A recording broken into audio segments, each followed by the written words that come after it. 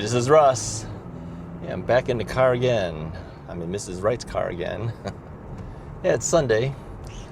And as I usually do on Sunday, sometimes I have to get her car some gas.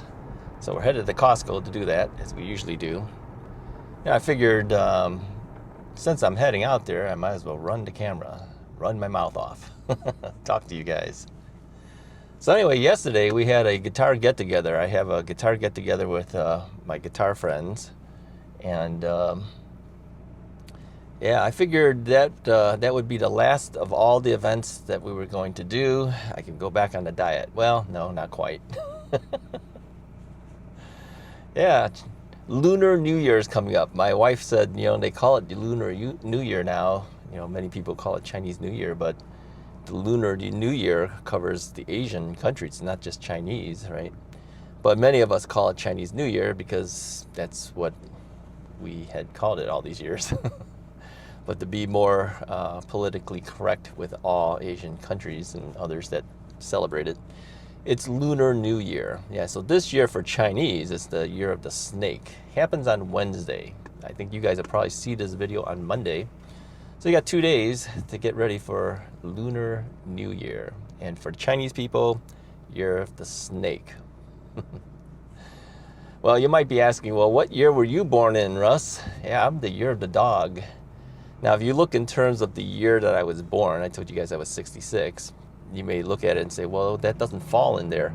It does, because the Lunar New Year, at that time when it happened after my birthday, which is the 15th of January. So I fell into the year of the dog, okay? So if you just go by years, you may say, well, that's not right. Well, it's based on the year of the lunar calendar, not the year of the calendar that we follow here in the United States. What do they call that? I don't know what they call it. So anyway, so we will probably have a Chinese New Year or Lunar New Year celebration with family on my wife's side. Yeah, they're going to have something, I think they said Tuesday evening. So yeah, there's one more. Oh, and that's not it either, okay? Because our Bible study group that happens on Thursday is doing a Lunar New Year celebration on Thursday too. So yeah, okay. I think it's going to break down to these whole eating extravaganzas for me will stop. I don't know what's vibrating. You hear that? You hate that when you hear things vibrating, you don't know what it is. It's something in the... Oh, there you go. I think it was her glove box was vibrating. Yeah, what were we talking about? Yeah. I said originally I was going to, get back on my diet thing, but yeah, that can't happen until all these celebrations are done with. So yeah, we're gonna do one on Tuesday, one on Thursday. Then I think we may be back to our regular schedule. Yeah. Anyway, after all of this time, as we're dealing with the holidays and the weight gain and stuff, how much weight did I gain? I would say 7 pounds. Yeah, I mean, it went up and down, but it kind of settled at about 7 pounds gained since Thanksgiving. Yeah, we got to lose all that, get back to where I was. So, all right, so what else are we going to talk about? Okay, the reason I'm going to Costco today is for two things. I got to get gas. Wow, that's a fast car. I got to get gas, but I also have to fix this vibration because this vibrating thing is driving me nuts here. Hold on.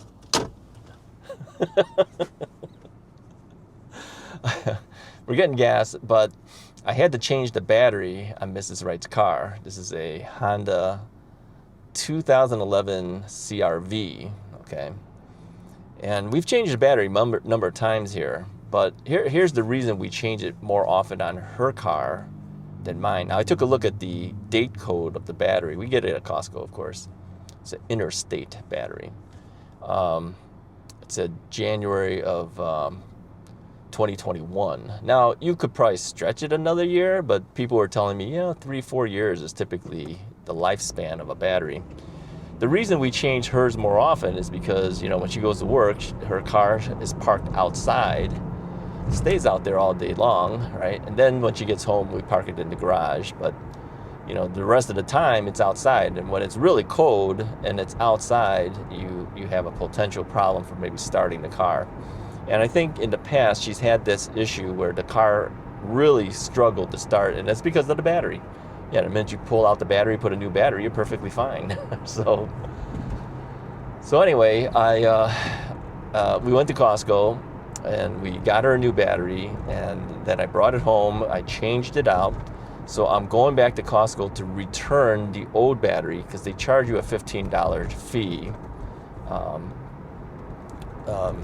And then you get a $15 back when you return your old battery. They want you to return the old battery is basically what it boils down to.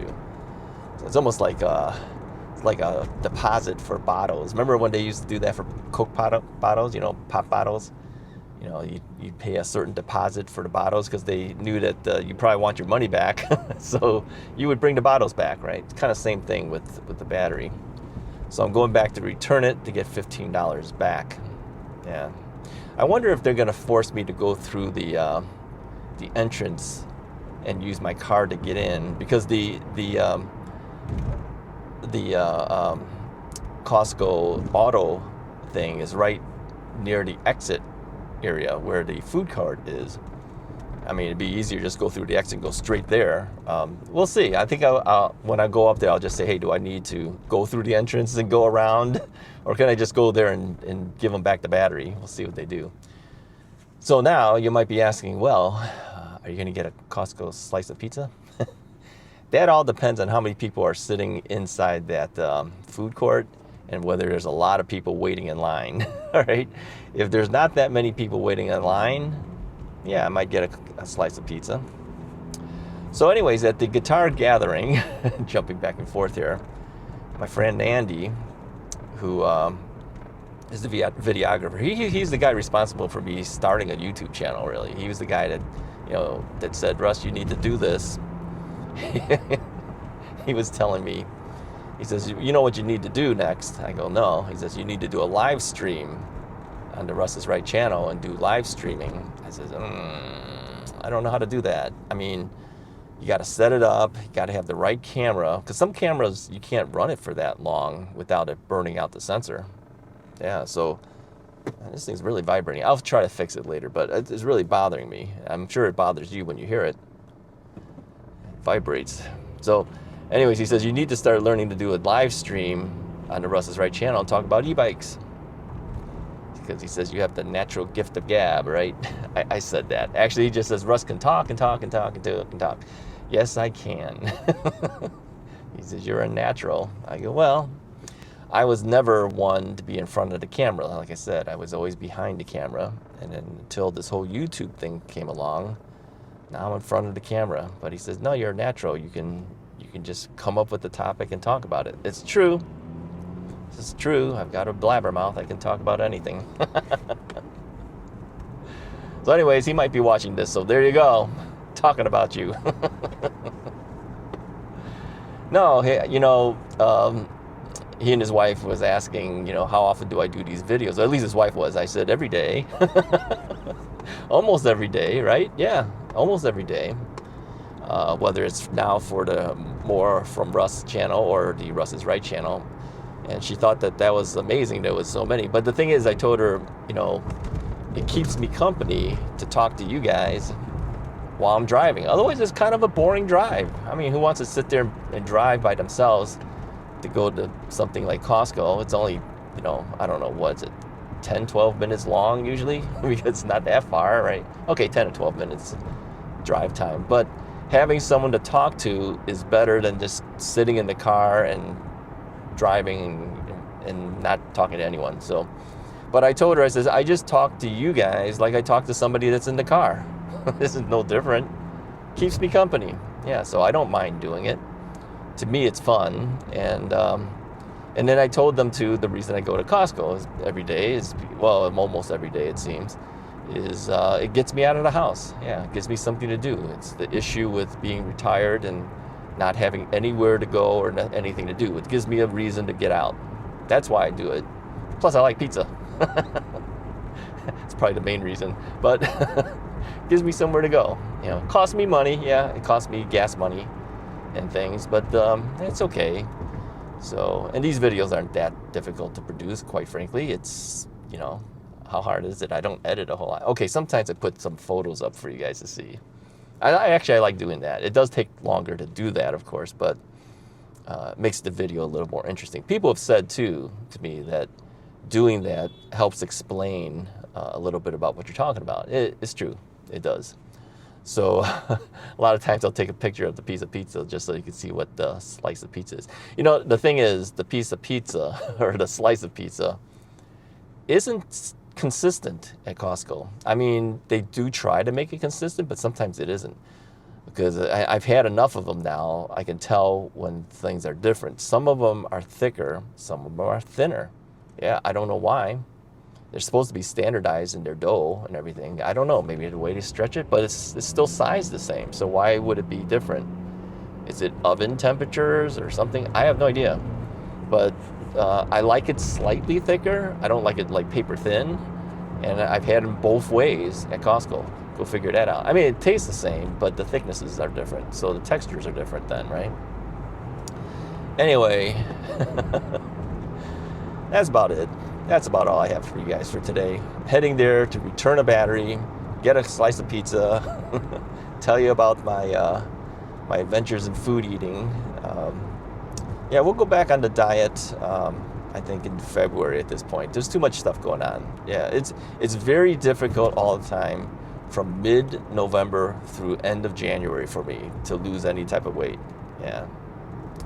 Yeah, one of my other friends who came to the guitar gathering, he lost a bunch of weight too. He does the same thing. He tends to lose a lot of weight, then sometimes he gains it back, and then he loses it again. So, yeah, we got to go up and down, which is not good. This time, I told him, I says, I'm sticking to it. I'm not going to try to gain that weight back. I mean, you're going to gain some when these things happen, but I'm not going all the way back up to the max again. So. Hopefully he stays with it just like I stay with it, because we both need to kind of keep track of stuff, and I think he might have diabetes issues too. So yeah, we've got to stay diligent in our diets. It's actually a change of how you. It's not really diet. It's a change of how you eat, and you know, it's not what you eat. It's, you know, how you eat or how much you eat too. Okay, I'm back. Yeah, I dropped off the battery. And I got my $15 in tax back, credited back to my credit card. And I did stop to get a Costco pizza slice. Yep, got a cheese pizza. You know what? I was forced to get a drink. Didn't have a quarter on me.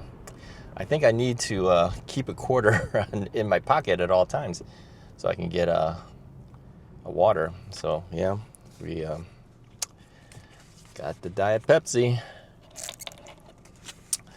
Yeah, not good for me. I have to cut that out.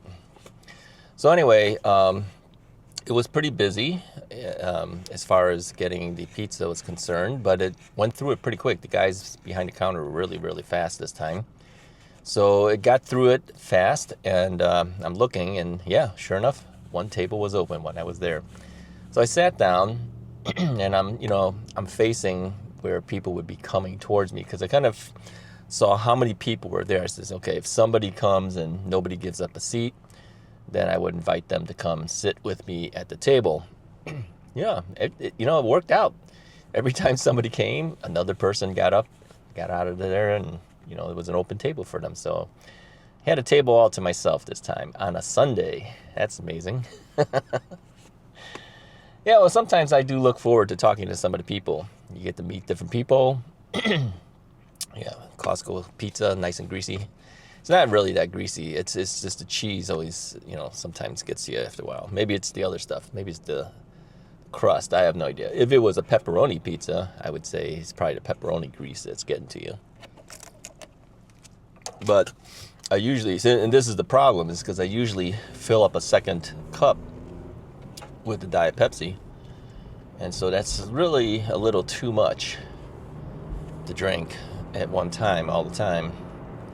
It's probably why I got the kidney stone. Yeah, I wouldn't doubt it. Could be the Diet Pepsi more so than the chicken. Who knows? So, after going to church, we sometimes go shopping too. So we went shopping, and they had chicken legs on sale at Jerry's Fruit and Garden in Niles, Illinois. It's not that far from our church that we go to. And so usually we try to go there before church because, if you get there early enough, it doesn't seem that busy. But if you've ever been to this place before, and I'm sure some of you who watch Russ is Right, or maybe even watch this channel, might know of this place. This place is really busy, typically very busy. Even on a Sunday morning, it'd be really busy. But we decided to go after church instead because we kind of slept a little bit later and got up a little later. But again, it wasn't as busy as I thought it would be. So I picked up 3 packs of chicken drumsticks, okay, 79 cents a pound. Each of these packs are typically a little bit about $3, $3.25, that range per pack. I don't know how many chicken legs are in there. So I picked up 3 packs, and that'll be lunch and dinners and whatever for this coming week.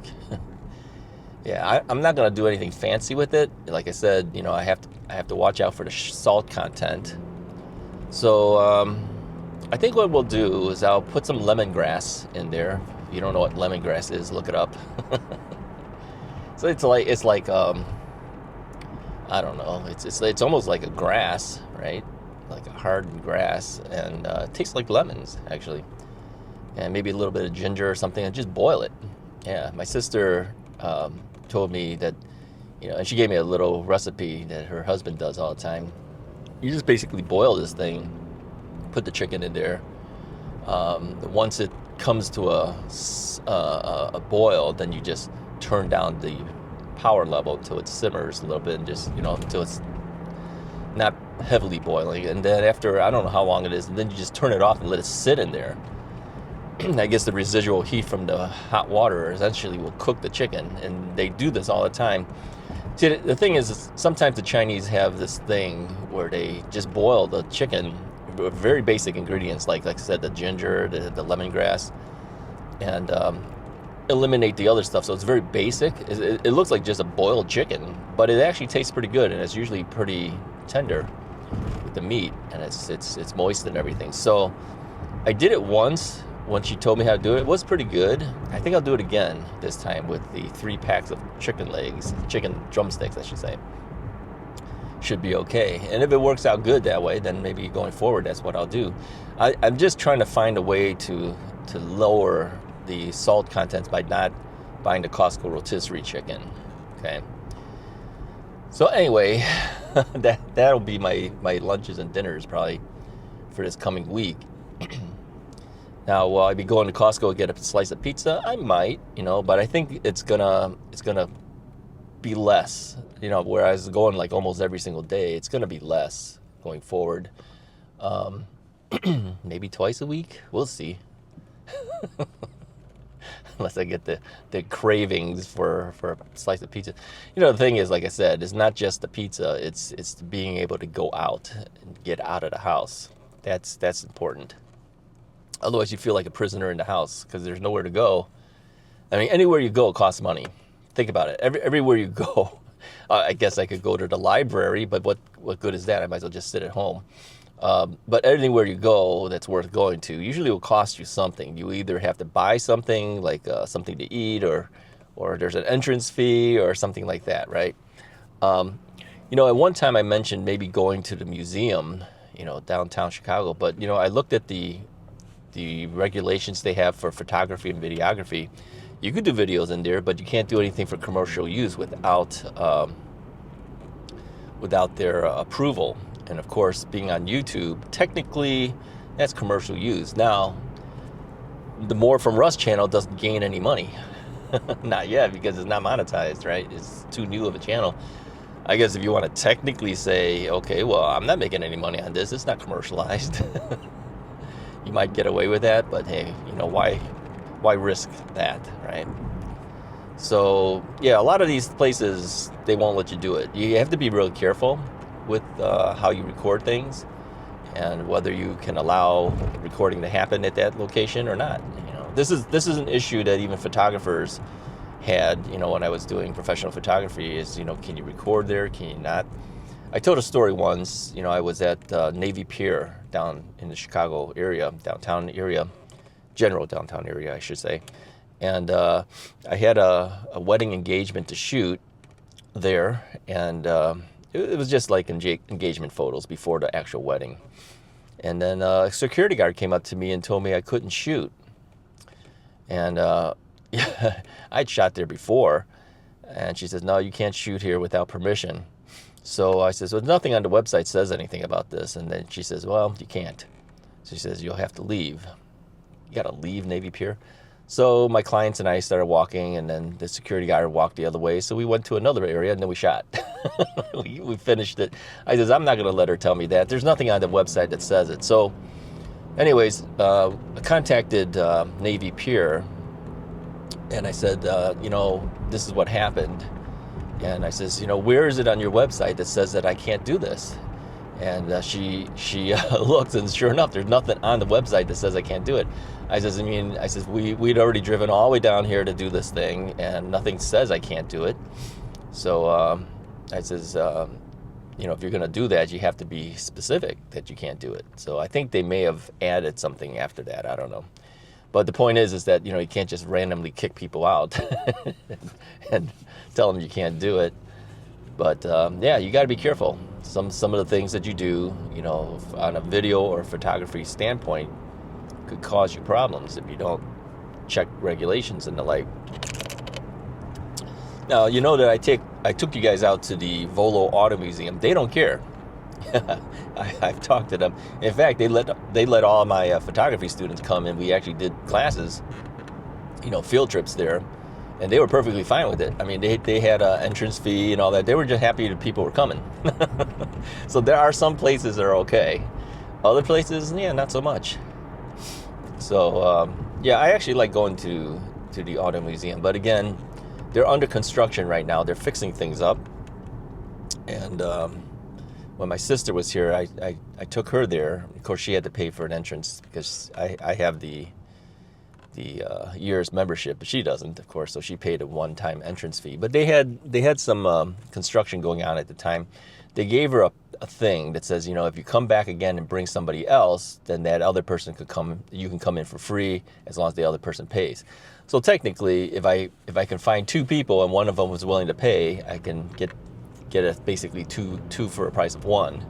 But you had a deadline. You had to finish it by a certain date. But that was their thing that they gave because some of their stuff was under construction, and it was just so sorry, you have to go through the construction area thing, and it gives them a chance to sell another ticket. You got to come up with ways to promote yourself, right? So anyway, that's one place you can go to. We'll go to the audio museum again, down the road, but not this close in time. We'll wait until maybe spring or something, do it again. See if they have any new cars there. The thing is that the celebrity cars, the things that were in the movies or whatever they happen to have, that doesn't come in that often. But they always have other cars, that are there that they restore and they try to sell. So those are expensive cars, yeah, but they will all look really nice. I don't know what they do, but they fix out any bumps, any scratches on your cars, all buffed out. Everything's got really high gloss finishes. So I don't know if they repaint them or they buff them or whatever, but they all look great. Even in the inside, the interiors look really clean. Of course, they clean the engines and everything. Everything looks perfect. There's nothing out of the norm of a new car almost. I mean, it's really good, but you pay a lot of money for that. Cars are anywhere from $50,000 to, well, I think with the common thing, what was it, like $89,000, or something like that, for a car that you probably would have bought way back when for like 10 grand or something. That's the way it is, with vintage type vehicles. I looked up the word vintage, and vintage said anything that's 20 years or older. 20 years doesn't seem vintage enough to me. When I'm thinking vintage, I'm thinking like a 50-year-old something or other, right? But no, they said on Google, 20 years, anything 20 years is technically vintage. Whatever, then everything that I know of is vintage. Let me know in the comments, do you guys buy vintage products? Do you pay big dollars for old things like that? Do you buy antiques? Yeah, let me know. I don't typically buy things like that, but sometimes I have things that I've always wanted and couldn't afford, when I was whatever age it was. Give me an example. There's as you know, I did martial arts, and that's what really wrecked up my knees, but I still have an interest in it. I wanted a pair of size, S-A-I, size. Yeah, I'll show you a picture of it. Okay. I wanted a pair of size that were custom made to my arm's length and dimensions and everything, and how I grip it and everything like that. Found a guy on the internet that actually makes custom size. I think it was like $225 or something like that. And he'll, based on your measurements and your specifications, he'll make it for you. These are steel size. My dad had bought me a pair when I was, teenager, when I was studying martial arts back then. And, they were, I don't know what they're made out of, but if you hit the thing, it'll bend. Okay, metal bending. You can't do that. I wanted a high quality steel pair of size that I can hit and everything and do whatever, and it won't bend. So, as I got older and I had the money, I says, I'm going to buy myself one that's custom made. And I did. Other than that, I don't usually go out and do things like, I don't buy like antique type things. Let me know if you buy antique things. Yeah. Are you into that? You're willing to pay a little bit of money for older things. But anyways, at the Volo Museum, like I mentioned before, they actually have a thing where they sell, people sell antiques in there. They have a lot, in fact. So my sister and I went through that, and we took a look at it, and she says, well, I'm not buying any of this stuff, but just looking around, there's a lot of things there that, I may have used to have. They call it antiques now. There was a lot of video games out there too, for those who are into video games. Anyways, that's basically all I have for you guys. Thanks for staying and watching through the entire thing. Let me know if you made it to the end of the video. It was a continuation. And then put a comment. Let me know if you made it through. I'll talk to you guys next time.